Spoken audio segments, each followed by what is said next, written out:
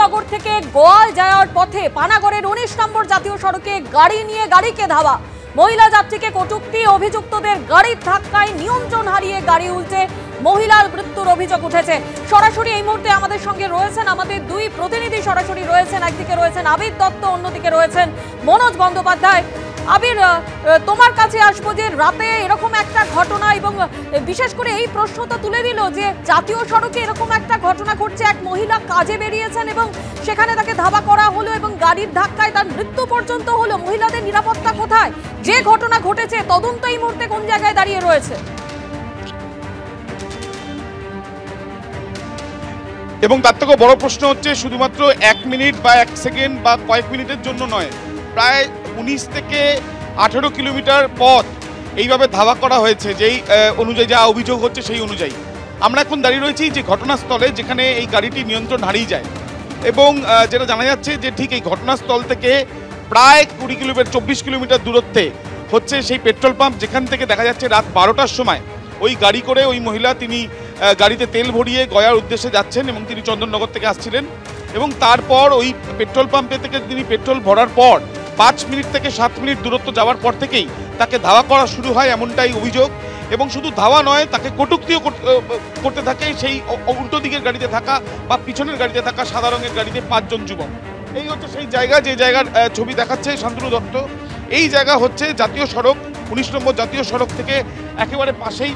এবং এই যে রাস্তা, যেটা সম্ভাবনা রয়েছে যে যেহেতু ওই গাড়িটি ধাওয়া করছিল, যেহেতু ওই গাড়ি থেকে কটূক্তি করা হচ্ছিল, বারবার করে ধাক্কা মেরে দেওয়ার চেষ্টা হচ্ছিল, ঠিক এই জায়গায় দেখা যাচ্ছে যে গাড়িটির নিয়ন্ত্রণ হারিয়ে যায়। কিন্তু প্রশ্ন হচ্ছে যে হাইওয়ে থেকে ঠিক পাশে এই রাস্তাটা কেন এই গাড়িটি তখন নিয়ে নিল? যেটা সম্ভাবনা রয়েছে যে যেহেতু অনবরত পিছনে থাকা গাড়ি, যেখানে 5 জন যুবক মত্ত অবস্থায় রয়েছে বলে অভিযোগ, সেই যুবক যখন পিছনে ধাওয়া করে তারপর এই রাস্তা বিকল্প পথ হিসেবে তারা বেছে নিয়েছিলেন, এমনও সম্ভাবনা রয়েছে। কারণ এই রাস্তা দিয়ে আবার হাইওয়েতে, ন্যাশনাল হাইওয়েতে উঠে যাওয়া যায়। এবং দেখাই যাচ্ছে যে কি অবস্থা, সম্পূর্ণভাবে এই যে দোকান, সেই দোকানের অংশ ভেঙে গিয়েছে। পাশে একটা জায়গা যেখানে শৌচালয়, সেই জায়গাটা ভেঙে গিয়েছে, মাফ করো। এবং দেখা এখানে যখন গাড়িটি নিয়ন্ত্রণ হারায় বা নিয়ন্ত্রণ হারিয়ে উল্টে যায়, তার ঠিক আগেই গাড়িটিকে পিছন থেকে ধাক্কা মারা হয়েছিল। এবং পিছন থেকে ধাক্কা মেরেছিল ওই গাড়িটি, যে গাড়িতে এই 5 জন যুবক উপস্থিত। এখন প্রশ্ন হচ্ছে যে এই ঘটনা যখন ঘটে, এইটাও কিন্তু ইতিমধ্যে পুলিশকে জানিয়েছেন তার গাড়ির চালক, যে গাড়ি থেকে নেবে তাদের মধ্যে পিছনে আরও, অর্থাৎ যেখানে মহিলা ছিলেন গাড়িতে, তার পিছনে আরও 3 জন বসেছিলেন। তারা কোনো রকমে সেই গাড়ি থেকে বেরোতে সক্ষম হন। এবং যখন ওই মহিলাকে বার করা হয় তিনি রক্তাক্ত অবস্থায়, এবং তারপরে তার সেখানেই মৃত্যু হয় বলে জানা যাচ্ছে। গাড়ি থেকে নেবে পিছনে দাঁড়িয়ে থাকা বা পিছনে ধাক্কা মারা সেই গাড়ির যে 5 জন যুবক মত্ত অবস্থায়, তাদের কাছে গেলে যে কেন তারা এই জিনিস করছেন বা তাদেরকে আটকানোর চেষ্টা করা হলে তারা সেখান থেকে চম্পট দেয়। এখন তারা পালালো কোথায়? তারা কি স্থানীয়, নাকি তারা বহিরাগত বা অন্য কোনো দূর কোনো অন্য স্টেট থেকে আসছে? সেই প্রশ্নের জবাব এখনো পর্যন্ত পাওয়া যায়নি। এবং জানার জন্য ইতিমধ্যে সিসিটিভি ক্যামেরা যে রয়েছে পাশেই, যেখানে দুর্ঘটনা ঘটেছে, 3টে সিসিটিভি ক্যামেরা দেখা যাচ্ছে।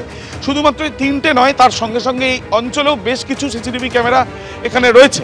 ব্যবসায়িক কারণে এখানে যারা ব্যবসা করেন তারা তাদের দোকানের আশেপাশে লাগিয়েছে।